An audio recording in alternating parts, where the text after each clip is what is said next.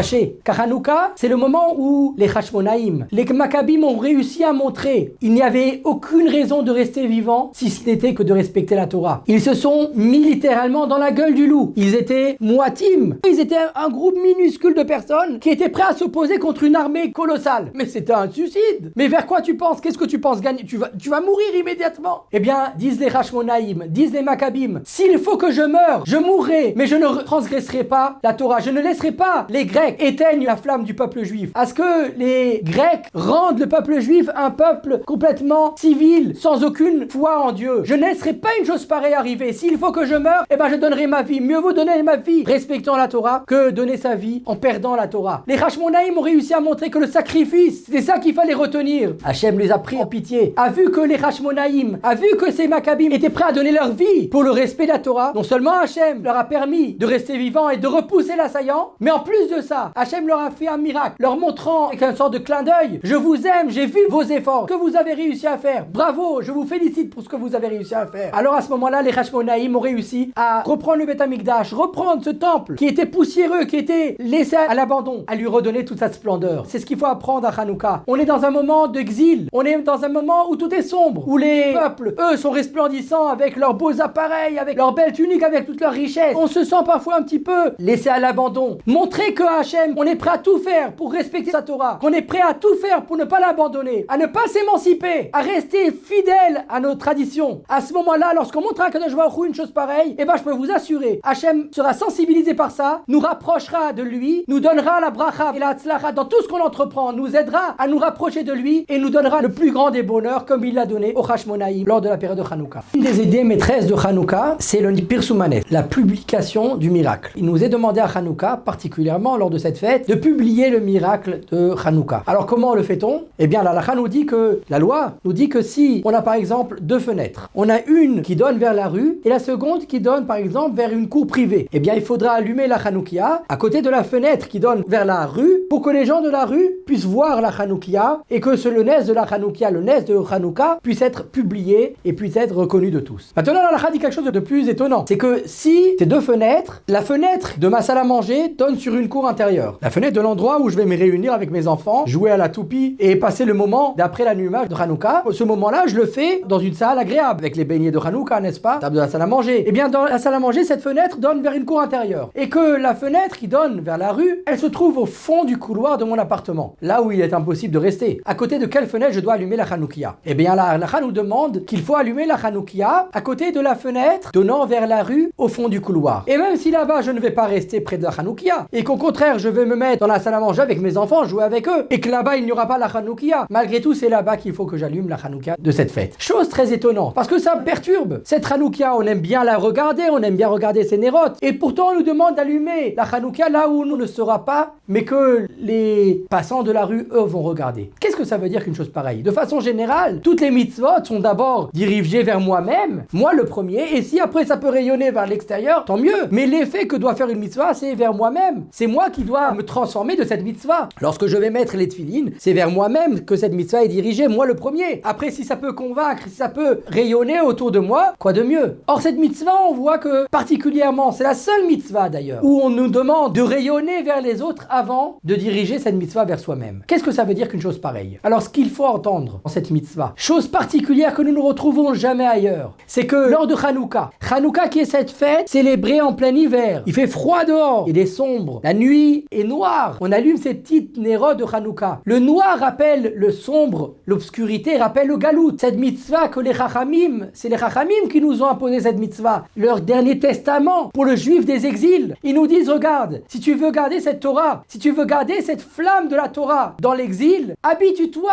à être un militant, habitue-toi à dire Hachem ou Elohim, c'est Hachem que je respecte, c'est Hachem que je veux respecter, que je veux donner ma Torah, que je veux donner ma vie. En montrant cette chose vers les autres, alors nous serons les premiers à être affectés, à être touchés, à être transformés par cette mitzvah. En étant un militant, c'est comme ça qu'on devient un respectant, qu'on devient quelqu'un qui respectera la mitzvah. Les Chachamim vont nous dire ici particulièrement lors de la fête de Hanouka, lors de la fête de ce qu'on appelle la fête de l'exil. Tu veux savoir comment respecter ta Torah pendant l'exil? Montre-toi un militant, sois prêt à dire à tes amis en pleine réception, venez on écoute un shiur de Torah Box, il y a 2-3 minutes pas plus, venez on sort une Mishnah, On fait la Mishnah. Ne soyez pas gênés, ne pensez pas non, mais qu'est-ce qu'ils vont dire sur moi? Au contraire, soyez militants. Et vous verrez que non seulement que eux vont être transformés par cette chose-là, mais le plus transformé sera vous-même. Vous qui aura eu le courage d'être des militants et de dire haut et fort, je suis le serviteur d'Akadosh Baruch Hu. Il y a quelques années, il y avait une école aux États-Unis qui était partie avec ses élèves faire des voyages en Europe de l'Est, voir les camps de concentration où on subit tellement d'atrocités, nos grands-parents, nos arrière-grands-parents. Cette école était une école traditionnelle avec peu de personnes respectant les mitzvot, mais des personnes qui étaient convaincues d'être juives et qui voulaient apprendre leur scolarité dans une école juive. Alors cette école s'est dirigée avec tout un parcours. La visite de Auschwitz tombait un vendredi. La visite a été terriblement triste, les gens pleuraient et s'arrêtaient. Et puis il y avait une jeune fille dont les parents respectaient le Shabbat de façon bien, sans pour autant être une grande pratiquante, mais les parents respectaient tout de même le Shabbat. Et cette fille voyait le temps passer, elle s'adresse au moniteur ou bien au responsable en lui disant mais il faut faire attention, il faut se presser,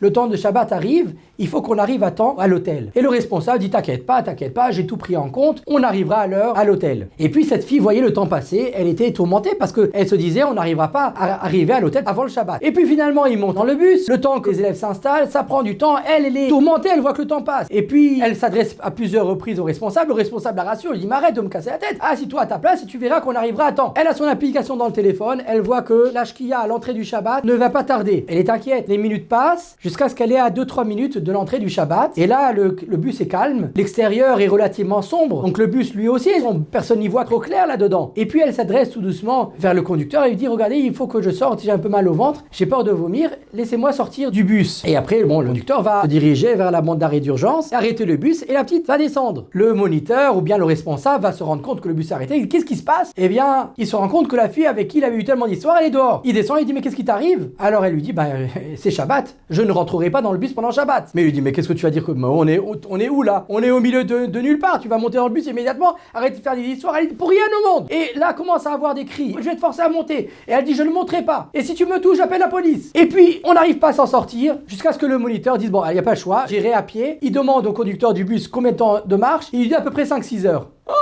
5-6 heures, il n'y a pas le choix. Eh bien la fille a dit moi je ne montrerai pas dans le bus, je marcherai à pied. Le moniteur se trouve contraint à faire la marche avec la demoiselle. Le problème c'est que ça reste pas là. 2-3 copines de la jeune fille disent nous aussi on descend, c'est Shabbat pour nous aussi, nous aussi on ne transgressera pas le Shabbat, on fait la marche à pied. Et après les copines de ses copines disent nous aussi on les accompagne. Et après vice versa c'est l'avalanche, chacun dit c'est Shabbat, on ne transgresse pas le Shabbat et on marche à pied. Tout le bus, tous les participants de ce voyage ont finalement fait 5-6 heures le vendredi soir après une semaine épuisante pour ne pas transgresser le Shabbat. Magnifique. Et l'histoire ne s'arrête pas là. De ces jeunes hommes et jeunes filles, beaucoup se sont approchés de la pratique de la Torah. Mais plus que ça, cette jeune fille, on l'a rencontrée plusieurs années après. Elle était mariée, elle avait une apparence religieuse, elle était une femme épanouie, elle était une femme qui transpirait le bonheur. On lui a demandé mais comment tu as fait une teshuva pareille? C'est pas le chemin que tes parents t'ont donné. Elle a répondu si vous savez, il y a un événement qui m'a traumatisé un jour dans ma vie. Et c'est de cet événement-là que tout s'est transformé, tout a basculé. Cet événement, c'est ce vendredi soir. Quand j'ai réussi à montrer aux autres, quand j'ai réussi à mettre en action mes convictions, même si elles n'étaient pas obligatoirement fortes, et montrer que je ne transgressais pas le Shabbat,